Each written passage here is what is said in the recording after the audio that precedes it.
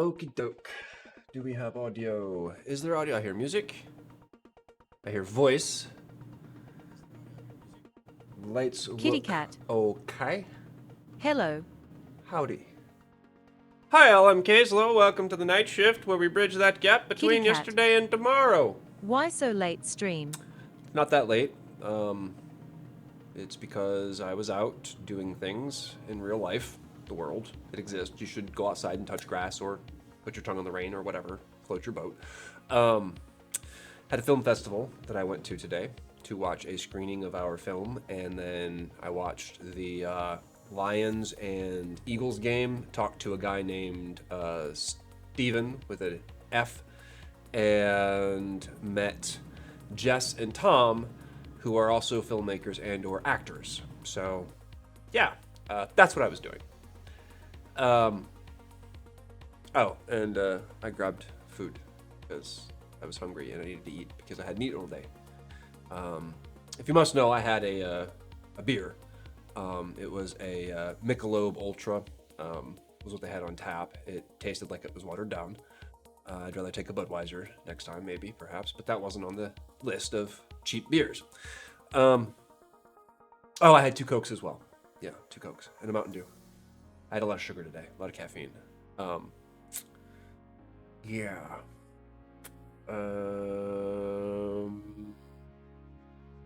Birds won, so if you're a Birds fan, they won. For those of you who don't know who the Birds are, Philadelphia Eagles are the Birds.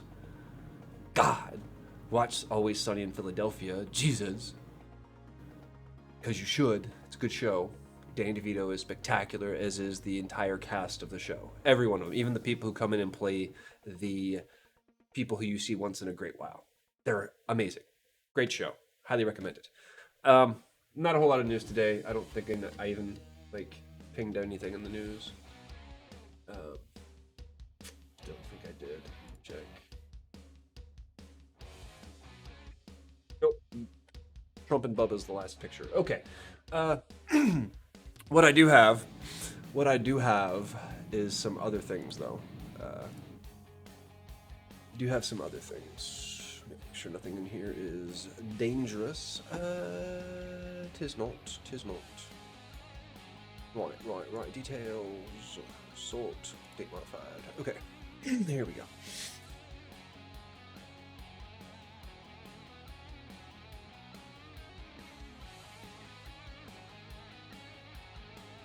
Okay. Guess we don't need the audio because you have the narration from me. All right. Okie doke.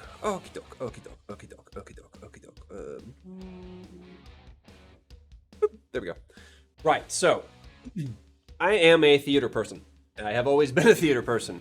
Now, that doesn't mean that I've read every single play ever written and I will listen to or watch or know every musical ever written. I don't. Frankly, I don't. I've had this conversation with Joey Fatone, and I sorely fucking lost. But what I do enjoy about the theater, when I do get to the theater, is the theater. The theater itself, the actual architectural solid foundation building where the theater is housed. For those of you who don't know what the theater with an R-E is a theater space where people present, perform, and express art, maybe through music and other things as well. Now, traditionally, it could be theater, R-E, or theater, E-R. However, I'm a theater person with an R-E, so I'm very particular that you go to the theater, E-R, to watch films, and you go to the theater, R-E, to see art. And it doesn't mean that films aren't art, okay? I'm not saying that. But it's different. It's a different type of art, right? The live theater, live events in general, are a different type of thing. This is live, but this part of the stream, I promise you, would be probably more entertaining and have more energy if we were all in the same room and you were watching me live. I promise you, it would be a very different experience. Because when you add live bodies and energy into a performance of any kind, it changes. It absolutely does. That's why a comedian can perform stand-up in two different places. In one place, it was absolutely amazing and everybody was laughing their asses off, and the other place didn't like it and it was kind of flat.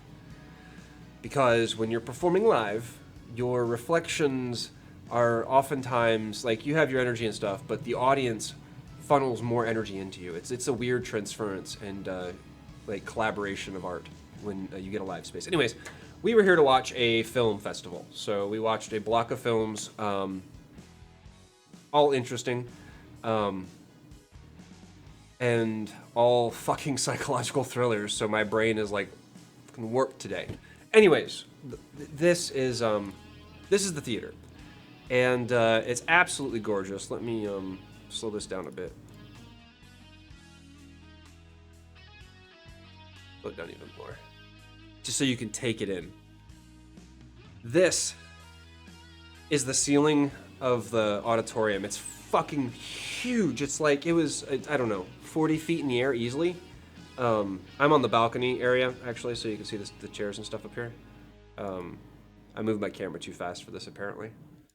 Or I was recording at too high a resolution. Could be either. It could just be my eyes being weird, but it looks like it's just, like, jumping. Which is fine. But this is it's a massive freaking theater, right? This is where this is the old Grauman's theater. And this is where they used to do, like, I think it was 1923 when this opened. And there's more. There's definitely more. This is underneath. This is down in the lower area. Just look how gorgeous this theater is, guys. Absolute beauty. Like, they've got, and I know I rip on the gold and stuff, but, like, for art, entertainment, it's fine. Like, that type of architecture and flair is fine. We're not gonna get into it, but, like, this is gorgeous. The tassels, you know, the draperies, like, all of this. This is a theater, right? This is a place where people go to be entertained. And it's absolutely gorgeous. The seats are uncomfortable as fuck because, you know, they were built in, like, 1917 or some shit. But otherwise, a phenomenally beautiful theater. The carpet's a little bit faded and worn, but, you know, that's fine. This is coming from the other direction, but we already saw this, I think. This is like at the end of the night. Yeah, I don't know what I was recording there. And then... So I started recording again, and then I realized that there's, like, well, we'll see it here. So this is the screen, but in a theater, they have what's called fly space, right? And fly space is lines of battens. They're bars. They're like bars that go across the stage, but they're battens is what we call them.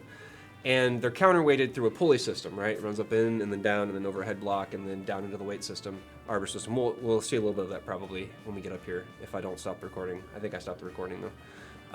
But like right here, these are lines. These go into the ceiling, and they're what stagehands will pull on to move these pieces like this movie screen in and out. And these black drops here, they're legs, is what we call them. There is a theater tradition. When someone is performing or going to an audition or something, you're supposed to tell them break a leg, right? Which means that it's going to be a good performance, right?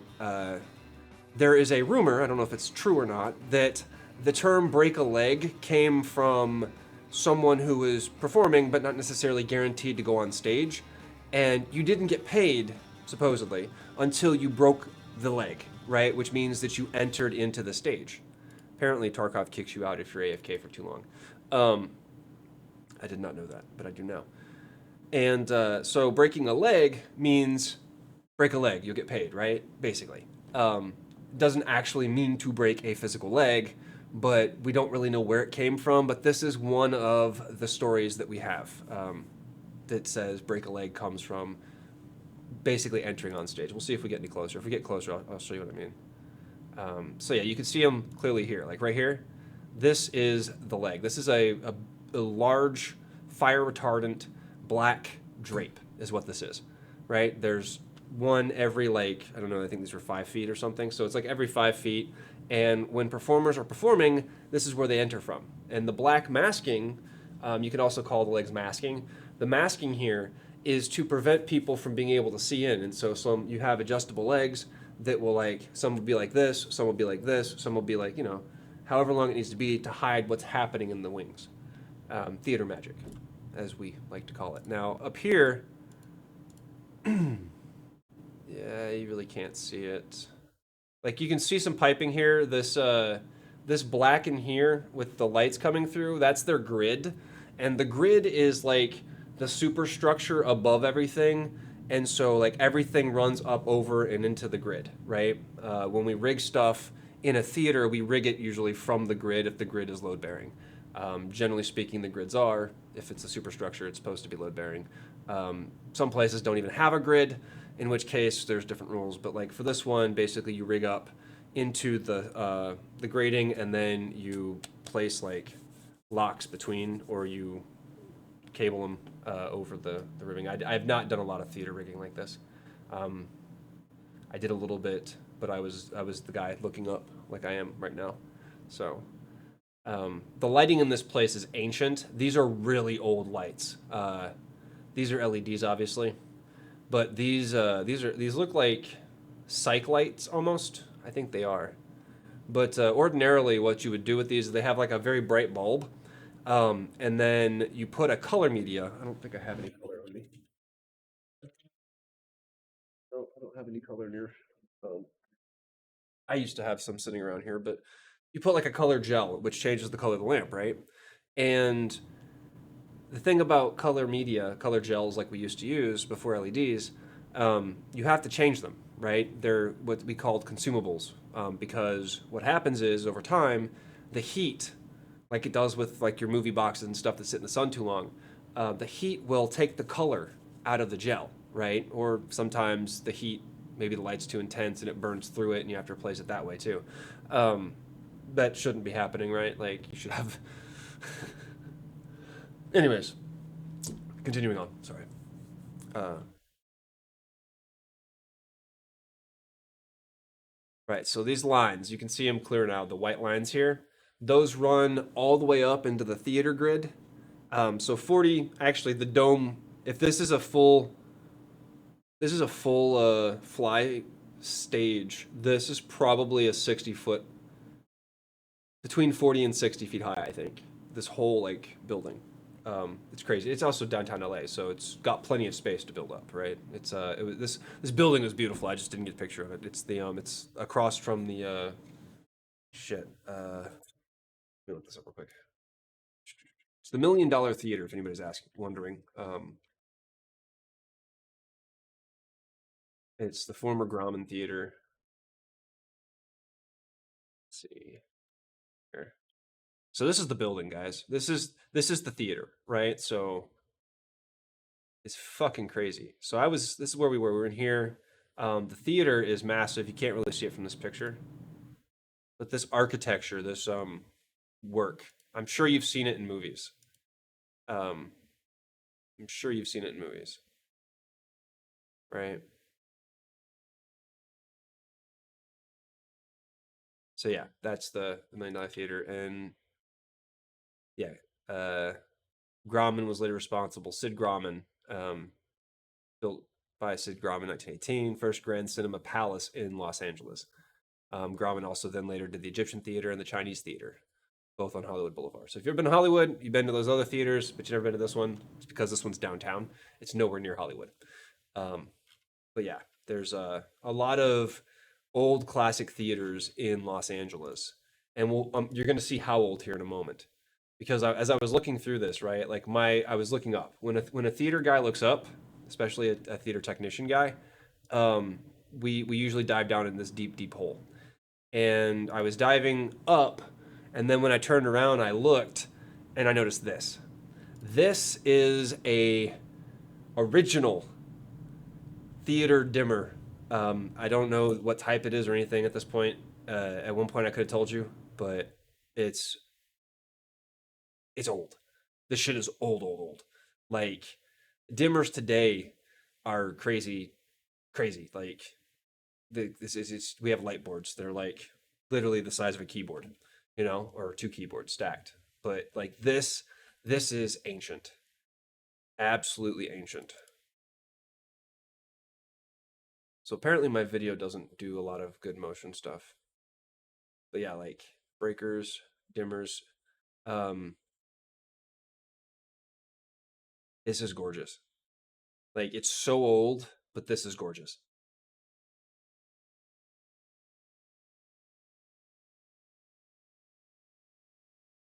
Just ridiculous. You do not see these very often outside of like major cities, and you almost never see them functional. And apparently, this one still works because these are all markings. These tapes tell you what they do, right? Each dimmer has a purpose, and this is crazy. Like I haven't seen one. Last time I saw one of these was I want to say Toledo, Ohio, maybe. Was it Toledo? Was it Cleveland? It was one of the Ohio's. Um, we stopped at a place in Ohio and it had really old dimmers. They weren't functional. These are functional. They also have like dimmers in the back, but this stuff all still works, which is crazy to me. Um, yeah, I heard the hum from the. You can't see the rack. I didn't actually show it, but here we go. So this is behind the dimmer rack. And my camera doesn't like doing 8K. I won't be doing 8K anymore because this was supposed to be an 8K, but this is awful. Um, yeah, this is all the workings behind the dimmer. This is crazy to me.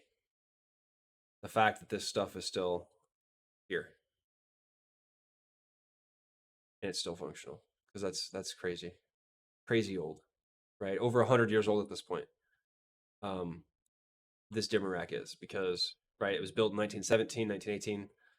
That means this technology is probably whenever they installed this. This is original. So like, I don't know when this was installed. I don't know what era it's actually from. I'm not that much of a nerd, but yeah, that shit is crazy old. Crazy old. Um, right. Okay.